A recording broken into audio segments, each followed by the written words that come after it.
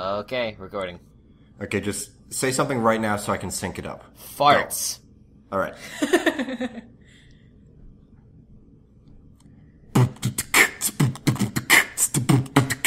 Temporary theme song. Turtle Hello power. again.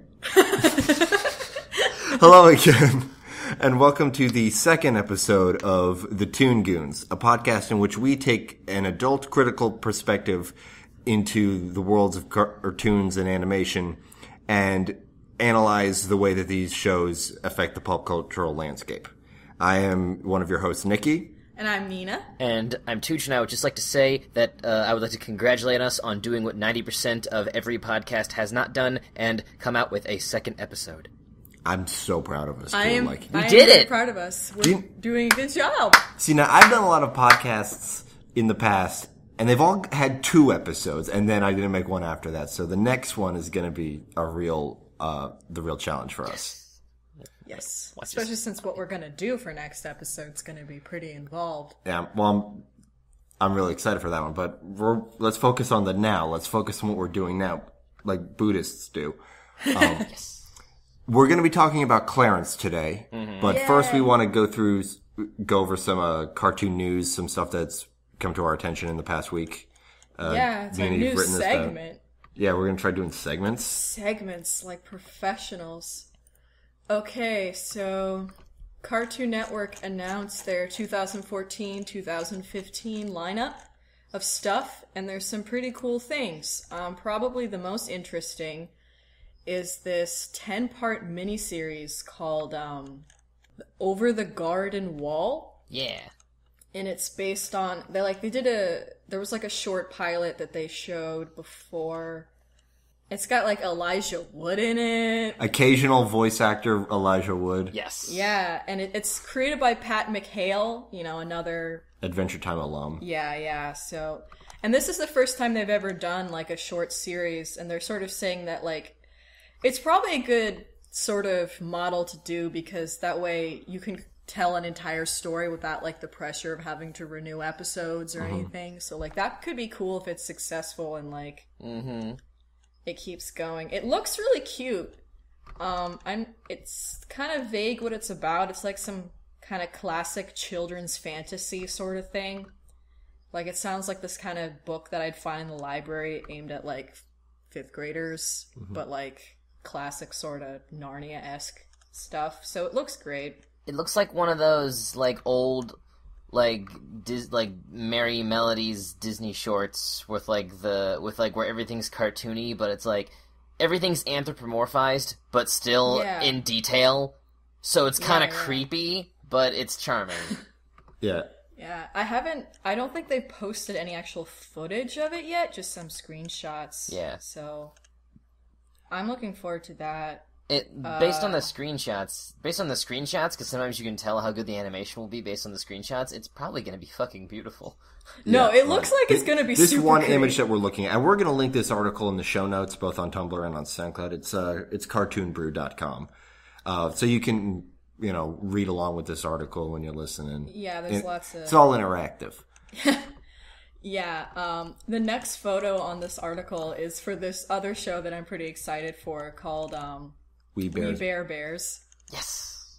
Yeah, that looks so great. It's what's the little? Yeah, it's about 3 bear siblings named Grizzly, Panda, and Ice Bear. Ice Bear. Yeah, his name's just Ice Bear. He's like a polar bear. And they're trying to like interact with human society and like get web famous and like all this stuff. They look super cute. Like I really like the style of what we see in this screenshot. So that looks like a lot of fun. Shout out to our friend and fellow voice actor Adoxagraphist. She's gonna love the shit out of this and watch it every goddamn day. Yeah, I tried to link it to her, but my Skype wasn't working. Yeah, I'm really excited about that. I love bears. Who doesn't love bears? They're great. Look at them with their little paper hats, little newspaper hats. Because, like, what even are they? They're just their own thing. They're not cats, they're not dogs, they're just bears. And those are the only other 2 things. Yep. Honestly, like, in terms of, like, large predatory mammals, it's like, basically, there's jungle cats, there's wild dogs, there's bears. Yeah. They just are. He's kind of right. What? I How are you right about that? I guess. That's ridiculous. Why aren't bears ever the mascot at like a sports team or a school? It's always Chicago. Wildcats, but like the Bears. The Chicago Cubs. yeah, but like at like Bears. schools, a school level. I don't school know. level. I'm sure there's like Grizzlies and shit. Probably in northerner states. With I more just bears. want the Bears, West Virginia, the probably. West Virginia Bears. I don't know. Right. What else Next, we got? the Tom and Jerry show. Has that started airing, Tooch? Do you know? Not as far as I know. Oh wait, They've already started airing ads for it. It looks like It looks super flash animated. It's got like a weird style where it doesn't really have like a line. oh, it's doesn't. Oh, it's got like the quasi. It's like quasi lined. I know what you're on about. I'm looking at it now. Yeah.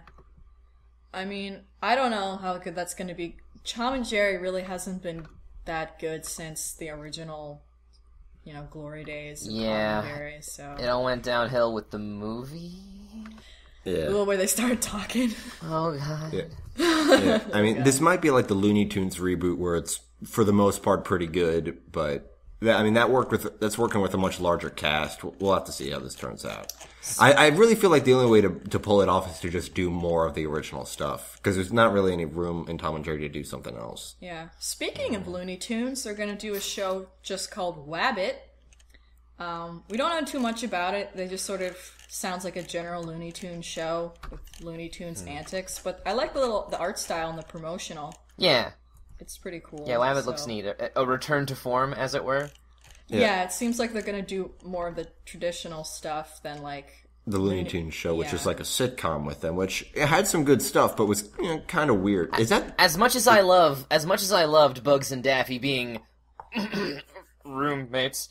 Sexual life partners? Yes. As much as I did love that dynamic, I do like that they are also returning to form. Is that show off the air? Is it done? I'm not sure, actually. It's been a while since I kind of fell out with it, even though I really didn't want to, but because especially like they in like season 2 they brought in Cecil Turtle, and his dynamic is still literally I'm gonna annoy the shit out of Bugs Bunny for literally no reason. And he's like literally his arch rival, and I love that dynamic. I love Bugs Bunny so much, but I mean, who doesn't like Bugs Bunny? From what I'm looking at, it's original run May 3rd, 2011 to present, so there might be. I haven't seen promotions for it in a while, so it's probably on its last legs, if I had to guess. Maybe. I'm looking at the return. Yeah, it's not returning. It's not a returning series, so. Then we have a new Scooby-Doo, Be Cool Scooby-Doo, which has a really kind of wacky art style. I don't know if I like it or not. I'm not digging the face he's pulling. Yeah, like he's looking. I'm trying to think of what art style that's reminding me of, but I can't quite. It looks out of place because like the rest, if it wasn't for the face, it would all look basically Scooby-Doo style. Yeah. Yeah. Now, under normal circumstances, I wouldn't give a crap about a new Scooby-Doo show coming out, but the last Scooby-Doo show, Mystery Incorporated, which we're going to talk about on the next episode, instantly became one of my favorite cartoons of all time, so this is now important to me. And we'll probably talk more about our expectations for this show during that episode. Yeah. More Lego Ninjago. The Sonic Boom. Oh, boy. Yeah, boy. Oh, God. His arms are so long. Yeah, it's Sonic with his brand new design with the bandage tape and the beefed out knuckles, and they're in the desert. And the blue, the easy to animate desert. Yes, the very easy to animate. They film it right next to Transformers Prime. Yeah, exactly. It's CG. I think Sonic has a new voice actor, if I remember correctly. It's going to tie into the movie. Not the movie, the new video game. I was about to panic. Not the movie. Dear God, no. That I don't know. What are the? I know they're not gonna. But how much would the show improve in your eyes if they actually made the theme song "Sonic Boom" from Sonic CD? I don't like that one. You don't like that song? It's like my favorite. I don't think I do. Like, if they get Crush 40 to do the theme song, I'll at least watch the theme song every week. Well, I watched it. That was great. I mean, I'm gonna watch the show when I'm gonna out. check it out of morbid curiosity. Also, I think Here's the thing. Sonic is an endless supply of humor, almost all of it unintentional. Yeah. And if you think I'm going to pass this up, you're sorely mistaken. But also, Roger Craig Smith is still voicing Sonic in this. Oh, okay. I'm sorry. No, that's fine. Sorry to Mr. Craig Smith. There's a new Total Drama Island thing. I don't watch that show. There's this show coming from Canada called Nunchucks, which is about kung fu woodchuck brothers. Call me when they're about capybaras. We will. Don't worry. They look. I don't know. This could be like a noise cartoon, or it could be just like a cute, fun. I have no idea. So we'll check it out. It premiered. It's Canadian. It premiered in January, so we can probably look that up. Look that up. Maybe we can talk about that next episode briefly. Bay Raiders, which is Beyblades on motorcycles. Yeah, like I'm thinking Beyblades. And like it is. I looked it up. Oh, it is Beyblades. It's Beyblades on motorcycles. Wonderful. All right. Is it 2D or 3D? It's 2D. It's anime. Anime, but all the like special effectsy stuff is CGI. Probably. Yeah. And then Cartoon Network is doing this weird thing called always on programming for multiple digital platforms. Like, how do they describe it? It's new digital user experiences always on, which is a cross-device programming platform, and Cartoon Network Anything, a micro network that streams 15-second bits of content to mobile devices. I don't know what that is or what that's going to look like, but they have a couple little shows or programs for that. That's exclusive to that. That's exclusive. One thing called Angelo Rules, which is about a kid and how he, just dealing with kid problems. It's going to be the most best original thing you've ever fucking seen. It'll burn your face off. It's so great. The art style reminds me of like bad senior 3D final stuff. It's about kids. Like one person had to do everything. Doing kid things, and they're playing, and the parents are like, "You gotta clean your room," and they're like, "Mom." Their heads and eyes Oscars, are big, but their limbs are like really Grammys, skinny. Tonys, Annies, everything. MTV Movie Awards. You gotta not bang on the table. I'm sorry. Being too funny, Toosh. Dial it back. I'm sorry. It's just. But yeah, they got like the big heads and the big eyes. With It looks really like something from body. like Playhouse Disney. Yeah, Is that what they still call that block, or did they rename it? I don't know. It's like Disney Kids, Mouseketeers. I don't know. Who knows? Extreme Disney Awesome. Yes, brought to you by Mountain Dew. Code Red. For babies. Yes, for babies. Okay. Baby bottle pops. Then there's Detention Air, which is some kid gets in detention every week forever, and like he has to like clear his name because he didn't actually do the prank or something. Like it actually has a fan base. I need to look into it. Like the art style. Yeah. The art style is actually interesting, but I haven't seen it yet. Yeah, I haven't seen it yet either. I mean, it's been around for a while. This thing is, I mean, I'll check it out. Then there's something called Rocket Joe, where he's an adventurer. He's like really bad at being an adventurer, apparently. Mm-hmm. Like he has a jetpack, but he's like clumsy or whatever. I don't really know. It's like if the Wile E. Coyote didn't have a roadrunner to catch. Yeah, it just fucks around all day. So that's a lot of stuff that's coming up, and we'll probably talk about more of it as we see more of it. But there's a lot to be excited about, and there's a lot that, frankly, we can all be ready to ignore. Yeah.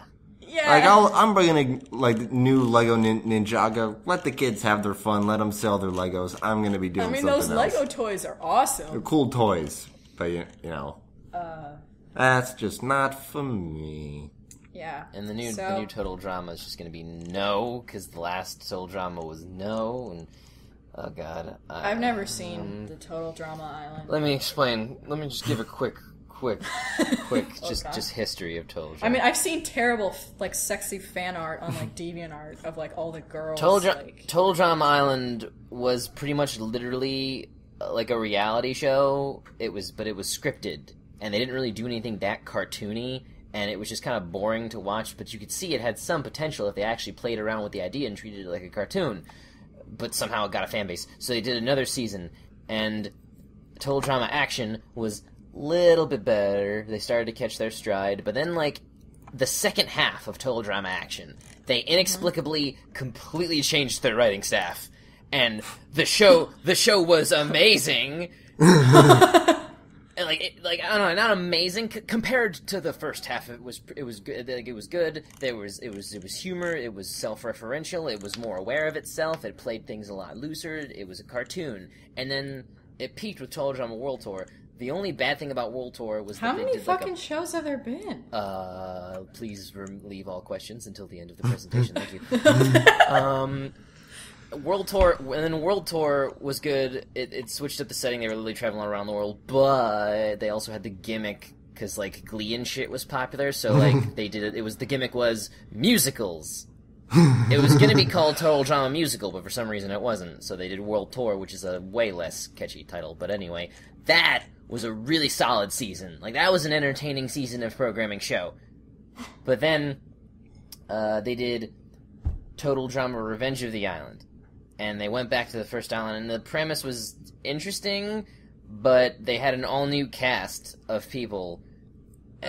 After they had spent 3 seasons, like, building and developing and fleshing out, like, the contestants who kept coming back every season and getting rid of the boring ones that we would never see again, which was good. But then, so Revenge of the Island was Revenge of the Island in a lot of ways, because it was Total Drama Island all over again, because it was all new characters that nobody was really, like, had fleshed out yet, so they didn't really do all that much, and it was kind of boring again. But then, and then they did... Are we at least halfway through this? This is the last one. This is the most... Okay. Total Drama All-Stars. So they brought all the most popular characters, like, new and old, back, and it was actually, like, refreshing. Like, they had already been a season with the characters, so they could do a lot more with them now, and it was...